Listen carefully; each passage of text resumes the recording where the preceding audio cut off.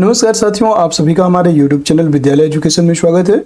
साथियों, आज हम पढ़ने वाले हैं स्पीडी करंट अफेयर्स और ये स्पीडी करंट अफेयर्स हम लोग नवंबर 2023 से लेकर के 1 अक्टूबर 2024 तक का करंट अफेयर्स पढ़ने वाले हैं। इसके पहले हमने 450 नंबर क्वेश्चन तक हम लोगों ने कंप्लीट कर लिया था। आज हम लोग 451 नंबर क्वेश्चन से आगे कंप्लीट करेंगे। चलिए शुरू करते हैं आज के इस क्लास को। और आज की क्लास में महत्वपूर्ण प्रश्न होने वाले हैं जो कि वार्षिक अंक 2024 तक के कंप्लीट होंगे। और मुख्य आकर्षण के तौर पे आप देख सकते हैं इतने टॉपिक हैं जिनसे हमारे क्वेश्चन बनेंगे। और ये राष्ट्रीय, अंतर्राष्ट्रीय आर्थिक पुरस्कार, सम्मान एवं खेल संबंधी महत्वपूर्ण समसामयिक घटनाओं का विस्तृत संग्रह इन प्रश्नों के माध्यम से करवाया जाएगा। तो चलिए शुरू करते हैं आज के इस क्लास को। पहला क्वेश्चन है, 24वां संघाई सहयोग संगठन SCO शिखर सम्मेलन 2024 का आयोजन कहाँ किया जा रहा है? इसका आयोजन कहाँ किया जा रहा है? Bharat, Afghanistan, Kazakhstan, Iran. तो इसका राइट आंसर हो जाएगा आपका 451 का कजाकिस्तान। कजाकिस्तान में इसका आयोजन किया जा रहा है, याद रखेंगे। अगला प्रश्न है क्वेश्चन नंबर 452 नंबर प्रश्न है, आप देख सकते हैं। भारत और मंगोलिया के मध्य 16वां नॉर्डिक एलिफेंट सैन्य अभ्यास का आयोजन कहाँ किया जा रहा है? तो इसका आयोजन उमरेई, मेघालय में किया जा रहा है, नॉर्डिक एलिफेंट सैन्य अभ्यास का आयोजन। अगला प्रश्न है क्वेश्चन नंबर 453, डिक स्कोप ने किस देश के प्रधानमंत्री के रूप में शपथ ली है? डिस्क स्कोप में इसका राइट आंसर हो जाएगा नीदरलैंड। नीदरलैंड के प्रधानमंत्री के रूप में इन्होंने शपथ ली है, ये ऑप्शन करेक्ट हो जाएगा।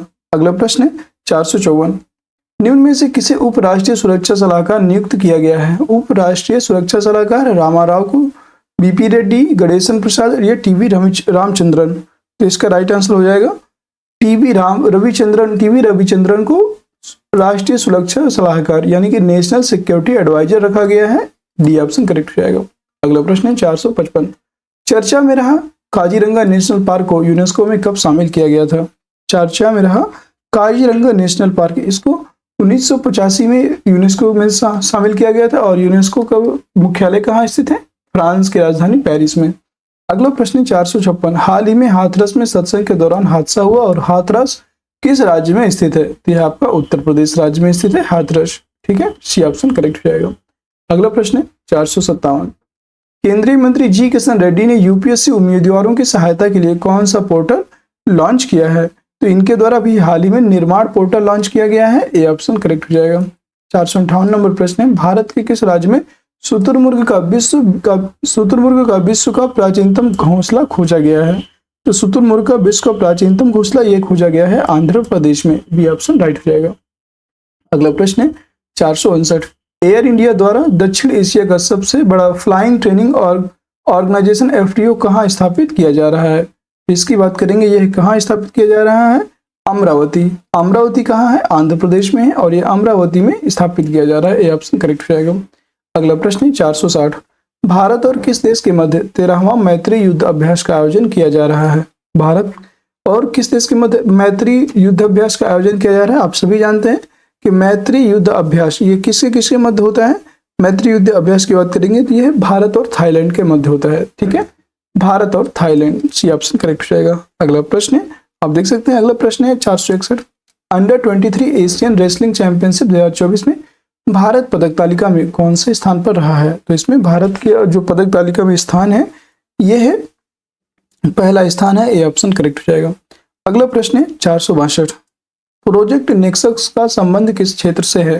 प्रोजेक्ट नेक्सस इसका संबंध है बैंकिंग क्षेत्र से, डी ऑप्शन राइट हो जाएगा।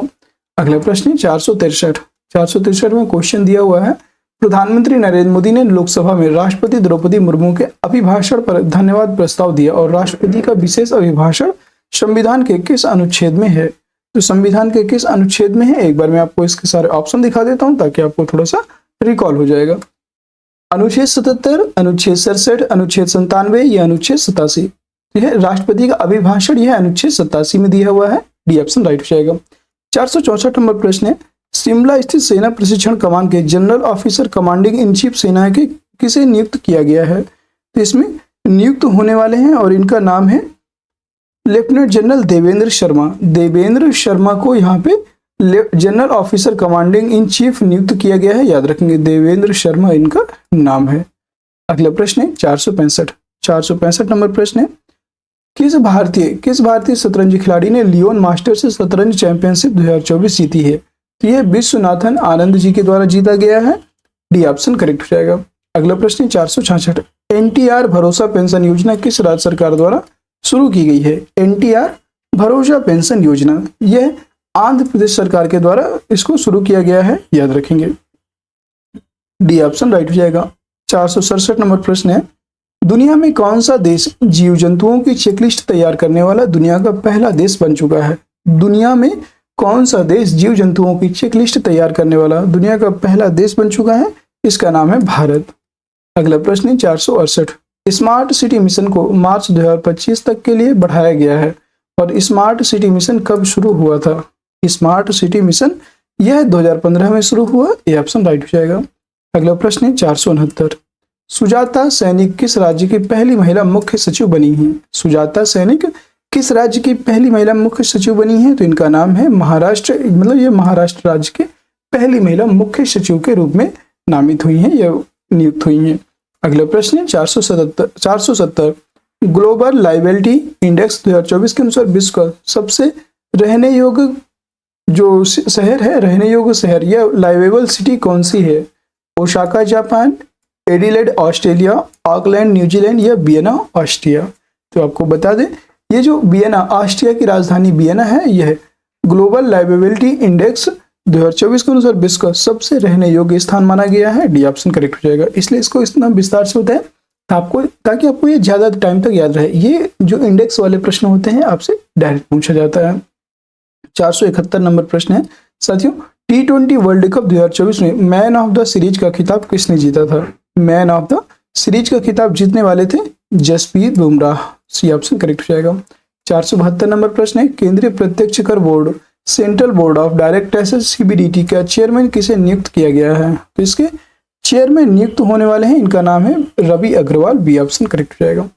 473 नंबर प्रश्न है, आर्टिफिशियल इंटेलिजेंस प्रिपेयर्डनेस इंडेक्स 2024 में भारत की रैंक क्या है? भारत की रैंक की बात करेंगे तो इसमें भारत की रैंक है 72। ये ऑप्शन करेक्ट हो जाएगा। 474 नंबर क्वेश्चन है, हाल ही में खिलाड़ी भूपिंदर सिंह रावत का निधन हो गया, इनका संबंध किस क्रिकेट से है या किस खेल से है, ये बताना है। भूपिंदर सिंह रावत का संबंध किस खेल से था? तो इनका संबंध था फुटबॉल से। सी ऑप्शन करेक्ट हो जाएगा। अगला प्रश्न है 475, एक्टर मनोज बाजपेयी की biography Manoj Bajpayee the definitive biography किसके द्वारा लिखी गई है? ये बताना है। यह किसके द्वारा लिखी गई है? मनोज बाजपेयी जी की बायोग्राफी है द डिफिनेटिव बायोग्राफी, और यह जो है अभी हाल ही में लिखा गया है पीयूष पांडे जी के द्वारा। ए ऑप्शन करेक्ट हो जाएगा, पीयूष पांडे। ठीक है। अगला प्रश्न है, आप देख सकते हैं यहाँ पे 476, चल्ला श्रीनिवासुलु शेट्टी को किस बैंक का चेयरमैन नियुक्त किया गया है? तो इनको स्टेट बैंक ऑफ इंडिया का चेयरमैन नियुक्त किया गया है। ए ऑप्शन करेक्ट हो जाएगा। 477 नंबर प्रश्न है, असम राज्य सरकार ने असम गवाह संरक्षण योजना शुरू की है और यह योजना भारतीय नागरिक सुरक्षा संहिता 2023 के किस धारा से संबंधित है? यह 2023 की धारा 398 से संबंधित है। डी ऑप्शन राइट हो जाएगा। इसमें क्या है? असम राज्य सरकार ने असम गवाह संरक्षण योजना शुरू किया है, याद रखेंगे। अगला प्रश्न है 478, नए आपराधिक कानून भारतीय न्याय संहिता 2023, भारतीय न्याय सुरक्षा संहिता 2023 और भारतीय साक्ष्य अधिनियम 2023 भारत में से कब से प्रभावी हुए हैं? तो यह 1 जुलाई से प्रभावी हुए। डी ऑप्शन करेक्ट हो जाएगा। अगला प्रश्न है 479 नंबर प्रश्न है, निम्न में से किसे भारत का विदेश सचिव नियुक्त किया गया है? विदेश सचिव, तो विदेश सचिव के रूप में कौन नियुक्त हुए हैं? इनका नाम है विक्रम मिस्त्री। विक्रम मिस्त्री को विदेश सचिव के रूप में नियुक्त किया गया है। सी ऑप्शन करेक्ट हो जाएगा। अगला प्रश्न है 480, दुनिया का पहला देश कौन सा है जिसे पशुधन उत्सर्जन कार्बन टैक्स लगाने की घोषणा की है? जिसने पशुधन उत्सर्जन कार्बन टैक्स लगाने की घोषणा की है, ये है आपका डेनमार्क। बी ऑप्शन करेक्ट हो जाएगा, डेनमार्क।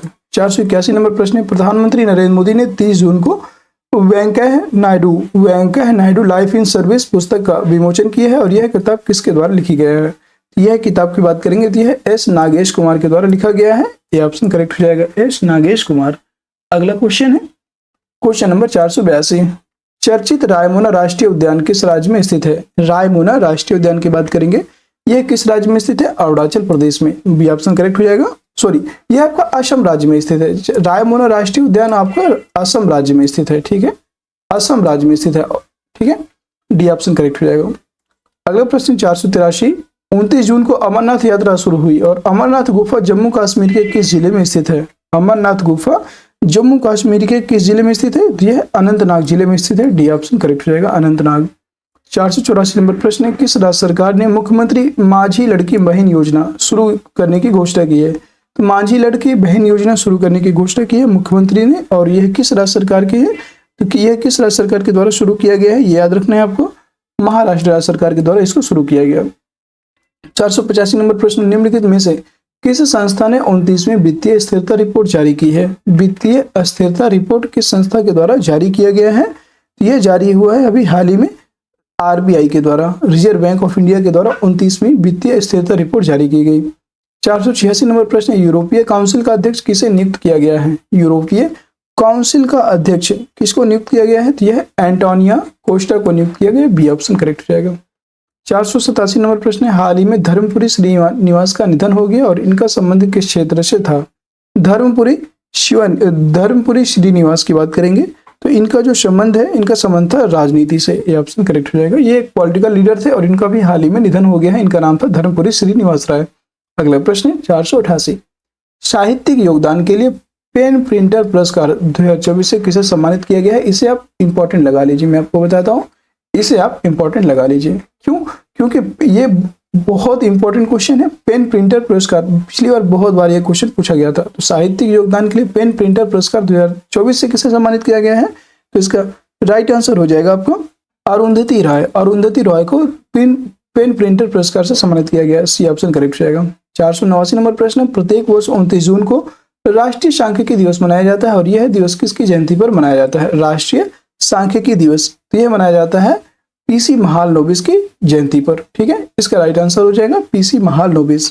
अगला प्रश्न है 490, डीआरडीओ ने high speed expendable aerial target HEAT Abhyas का परीक्षण कहाँ किया है? तो डीआरडीओ के द्वारा यह अभ्यास उड़ीसा में किया गया है। ये ऑप्शन करेक्ट हो जाएगा। 491 नंबर प्रश्न है, चर्चित नाद प्रभु कैंपगौड़ा की 108 फीट ऊंची प्रतिमा कहाँ स्थापित की जाएगी? तो नाद प्रभु कैंपगौड़ा की 108 फीट ऊंची प्रतिमा का जो अनावरण है या स्थापना है, यह अभी हाल ही में बेंगलुरु में की जाएगी। बी ऑप्शन करेक्ट हो जाएगा। 492 नंबर प्रश्न है, निम्न में से किस स्थान पर Bharat centre of Olympic research education B core स्थापित किया गया है? यह अभी हाल ही में कहाँ पर स्थापित किया गया? गांधीनगर, गुजरात की राजधानी गांधीनगर में स्थापित किया गया। 493 नंबर प्रश्न है, भारत सरकार और रिजर्व बैंक ने किस वर्ष की अवधि के लिए सार्क देशों के लिए करेंसी स्वैप व्यवस्था पर एक संशोधित फ्रेमवर्क लागू करने का निर्णय लिया है? इसका राइट आंसर हो जाएगा 2024 से 2027 तक। 494 नंबर प्रश्न है, हाल ही में यूरोपियन कमीशन की पहली महिला अध्यक्ष उर्सुला वॉन डेर लेयन के कार्यकाल में विस्तार किया गया और उर्सुला वॉन डेर लेयन का संबंध किस देश से है? तो इनके संबंध की बात करेंगे तो इनका संबंध है जर्मनी से। ये ऑप्शन राइट हो जाएगा। 495 नंबर क्वेश्चन है, professional golf tour of India का अध्यक्ष किसे नियुक्त किया गया है? Professional golf tour of India के अध्यक्ष के रूप में नियुक्त हुए हैं Kapil Dev. B option right हो जाएगा। अगला प्रश्न है 496 नंबर प्रश्न है, हाल ही में किस मंत्रालय ने पहल यशस्विनी लॉन्च की है? किस मंत्रालय के द्वारा पहल यशस्विनी लॉन्च किया गया? यह लॉन्च हुआ है अभी सूक्ष्म लघु एवं मध्यम उद्यम मंत्रालय के द्वारा यह लॉन्च हुआ है। इसी बोलते हैं MSME मंत्रालय, MSME मंत्रालय। ठीक है, minimum small and medium enterprise सूक्ष्म लघु एवं मध्यम उद्यम मंत्रालय के द्वारा यह लॉन्च किया गया है, याद रखेंगे। अगला प्रश्न है 497, महिला टेस्ट क्रिकेट में सबसे तेज दोहरा शतक लगाने वाली खिलाड़ी कौन है? महिला टेस्ट क्रिकेट में सबसे तेज दोहरा शतक लगाने वाले खिलाड़ी हैं, इनका नाम है, याद रखेंगे, इनका नाम है Shafali Verma. B option right हो जाएगा। 498 नंबर प्रश्न है, नाटो का महासचिव किसे नियुक्त किया गया है? नाटो का महासचिव के रूप में नियुक्त होने वाले हैं, इनका नाम है मार्क रूटे। मार्क रूटे को नाटो का महासचिव नियुक्त किया गया। सी ऑप्शन राइट हो जाएगा। 499 नंबर क्वेश्चन है, 27 जून 2024 को राष्ट्रपति द्रौपदी मुर्मू ने संसद के संयुक्त सत्र को संबोधित किया और संविधान के किस अनुच्छेद में के तहत राष्ट्रपति संसद के दोनों सदनों को संबोधित करते हैं, ये बताना है। तो संसद के दोनों सदनों को राष्ट्रपति किस अनुच्छेद के तहत संबोधित करते हैं? तो यह राइट आंसर हो जाएगा आपको अनुच्छेद 87। अनुच्छेद 87 के तहत ये संसद के दोनों सदनों को संबोधित करते हैं। ठीक है, अगला प्रश्न 500, क्वेश्चन नंबर 500 है, भारत का पहला Chadwick house navigating audit heritage या कैग संग्रहालय कहाँ खोला गया है? तो यह भी हाल ही में शिमला में, हिमाचल प्रदेश की राजधानी शिमला में खोला गया है। और आज की क्लास में अंतिम प्रश्न, इसका आंसर आप सभी साथी दीजिएगा। चर्चित बनेरघट्टा बायोलॉजिकल पार्क किस राज्य में स्थित है? बनेरघट्टा बायोलॉजिकल पार्क की बात करेंगे, यह किस राज्य में स्थित है? कमेंट बॉक्स में बताइएगा। और साथियों, कैसी लगी आज की क्लास कमेंट सेक्शन में जरूर बताएंगे।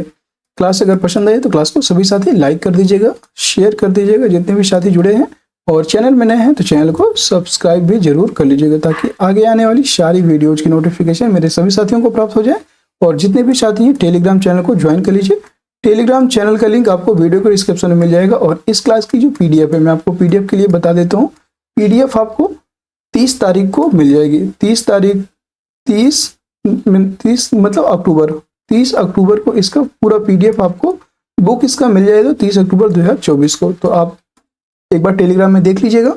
और ये बुक आपको सुबह मॉर्निंग में या दोपहर में आपको पूरी बुक स्कैन करके आपको उसमें प्रोवाइड कर दिया जाएगा। तो उम्मीद है आप सभी को आज की क्लास बहुत पसंद आई होगी। और इसी के साथ आज की क्लास को समाप्त करते हैं।